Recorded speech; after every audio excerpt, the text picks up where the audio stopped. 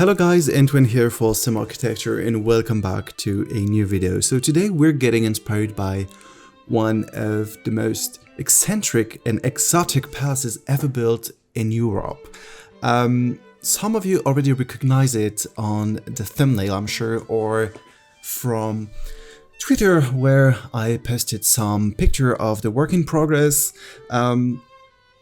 So yes, we're getting inspired by the Royal Pavilion of Brighton. So if you're not familiar with palaces, probably you've never heard about this one, because I don't know why, but it's not one of the most famous, even though it's probably the most original and surprising. So it's such a shame that it's not well known. I think in France it's pretty unknown. Yes, all the people I talk with about this palace told me they never heard about it. So it's quite a shame. I've never been there myself, but it's definitely on my list. And next time I go to the UK, I'll make sure to visit this wonder. So the Royal Pavilion of Brighton is of course located in Brighton. So this is in the southern coast of the UK, of England. Not so far away from London, actually. It was built in the late 19th century by George IV, as he was the Prince Regent. At the beginning it was just a small villa, a small place where the Prince Regent could go for the weekend or for a small vacation. But it was not meant to be a huge palace. We can't really say it's a huge palace now. It's more than a pavilion, I would say. It's just not a pavilion, it's a palace. But yeah, it's quite small nevertheless compared to Buckingham Palace or any other great English or European palaces. This was not meant to be the permanent seat of the power. It was just like a vacation home. So this house, as told you, was pretty small and didn't really look like it looked today back then, but it was then redesigned by the famous architect John Nash, who also designed big parts of Buckingham Palace. So he reworked the whole place from 1815 to 1822. So now when you're visiting the palace, most of what you're seeing is actually the work of John Nash. So this palace, as you may notice, doesn't look European or doesn't look like any palace built in Europe. That's because it mixes several influences like Chinese influences, Indian influences, but also Islamic and Mongolian influences. It's yes, a very surprising mix of several Eastern culture, and all together it creates this super strange looking palace, which is very uncommon in Europe. But you have to keep in mind that back then the UK was ruling India, so there was a trend in the UK to get inspired by the colonies, especially India, but also China, because some parts of China were also ruled by the UK, and also the Middle East. Many parts of the Middle East were under the control of the UK. So yes, this palace is more or less the result of all the influences brought from the colonies. And it's very interesting.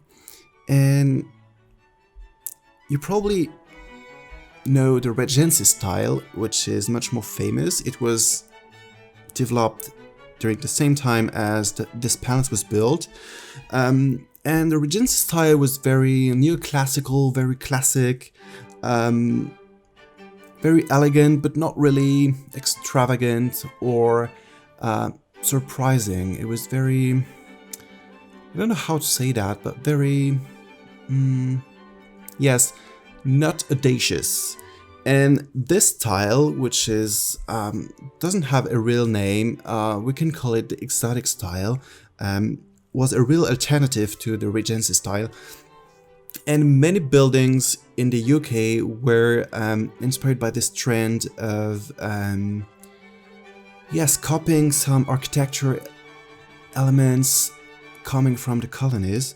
I'm thinking, for example, of a place in the UK. I don't remember where it is, but it's a palace built in the shape of a pineapple. And there are many examples, not of whole palaces, but of some rooms that were designed after, architecture from the eastern parts of the world. Probably you know Osborne House, which was Queen's Victoria private residence on the island of Wight, if I'm not wrong, on the southern coast of the UK, not far away from Brighton actually. There is a big room only made of Indian ornaments, so it's also part of this trend. That's also something you can notice in French architecture, especially during the 19th century. Many buildings were inspired by the colonies and so on. So yes, that's all I can tell you about this place. I could tell you much more, but that's not the goal of this video. So the inside is not 100% accurate, of course. A lot of the rooms were just invited. No, they were not invited, they were invented.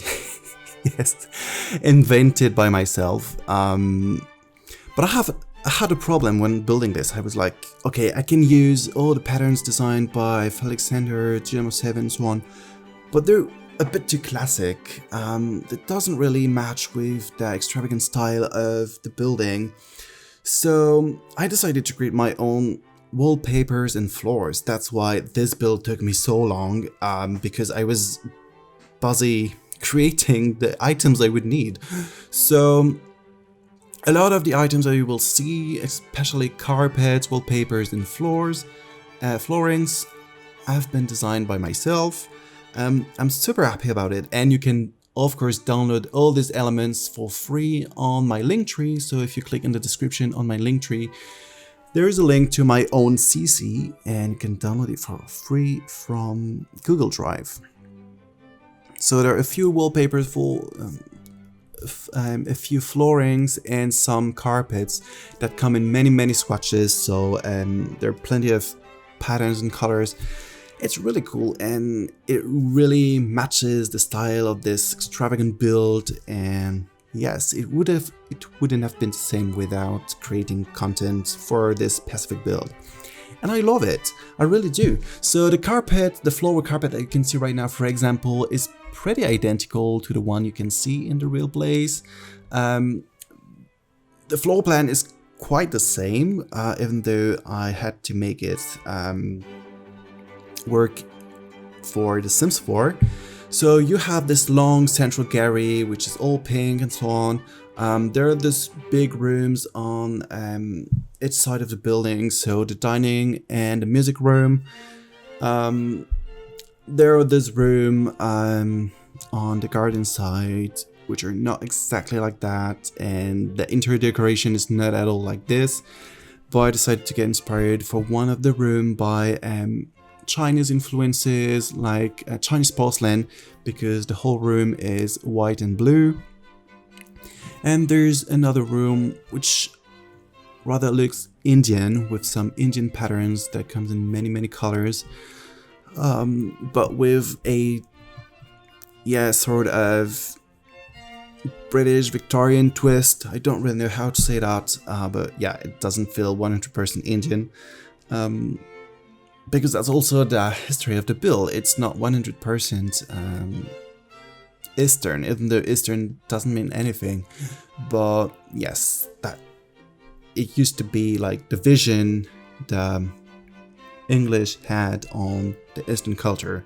So of course they redesigned some patterns or shapes with their own view and conception of interior decoration and so on. So yes, this is a European vision of what Eastern architecture looks like.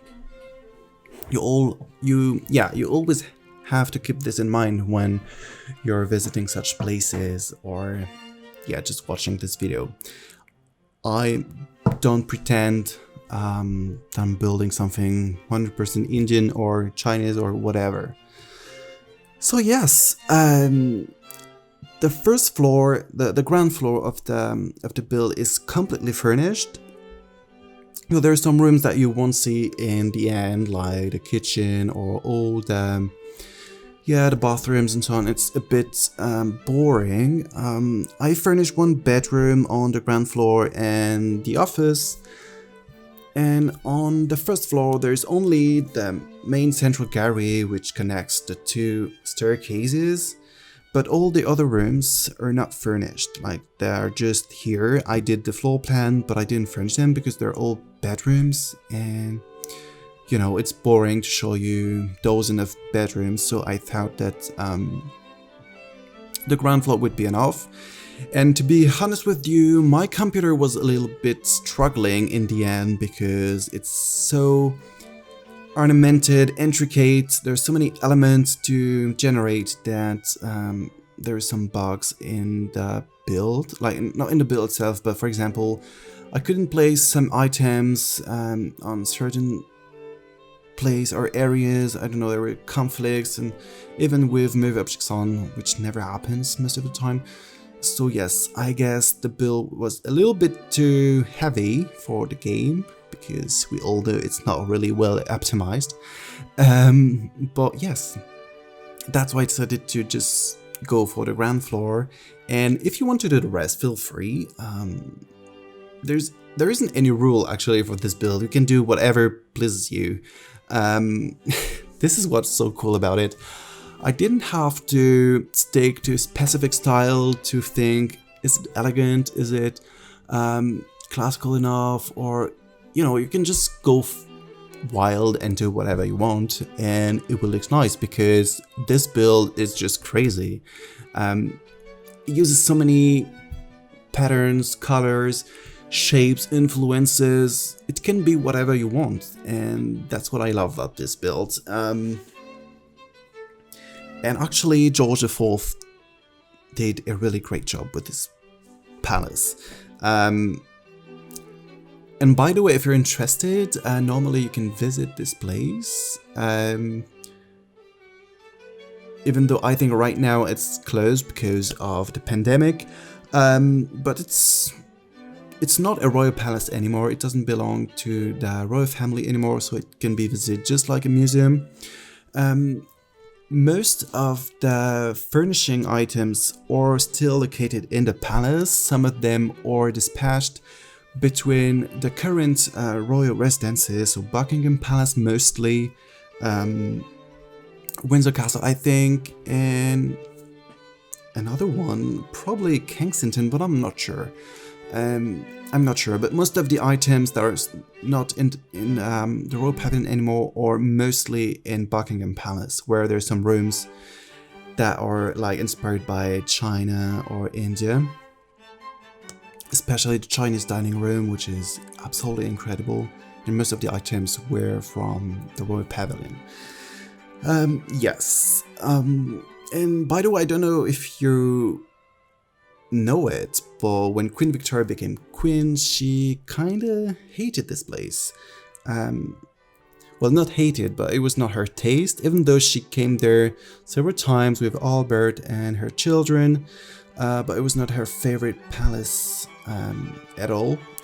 She decided to move in Buckingham Palace, which was still being built. Yes, I'm not going to tell the whole story, but I'm actually currently reading a book about Victoria, so I had a few information about her taste on architecture and style. It was very interesting. Yes. So I'd be curious to know what you think about this build in particular, because it's probably one of the most, I don't really know how to say that, but the most detailed for sure build I've ever done, but also the one that took me the most time, because had to create my own patterns, wallpapers and so on. And it's the third time I did this for a build. So I was really dedicated to this build, and I hope you can see it in the end result, which I'm so happy about. So yes, don't hesitate to tell me, don't hesitate also to download the items I created and to use them in your own builds. And by the way, you won't see it in this build, but I created wallpapers inspired by Bridgerton, which of course is a series I watched. Not for the plot, don't get me wrong, because the plot is absolutely stupid and kind of boring, but the whole aesthetical aspect of the series is absolutely stunning. The architecture, the interior design, the dresses, everything. Even though there are many mistakes in terms of style, history, there's some things that doesn't match the Regency and so on, but who cares? It's not meant to be a accurate historical show. It's just entertainment, and it's super beautiful. It's wonderful.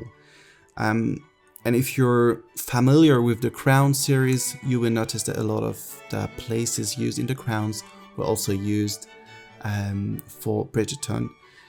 And yes, so the wallpaper that I created are inspired by the main drawing room of the Bridgerton family that we see in each episode. So it's blue and white with elegant damask.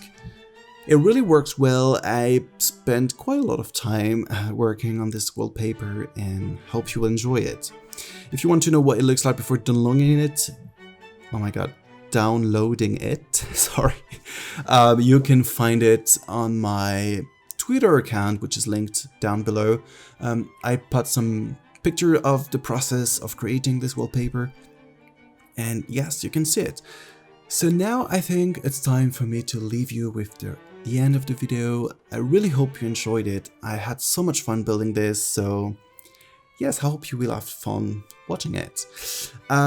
So yes, don't forget to like and subscribe, and I will see you next time. Bye!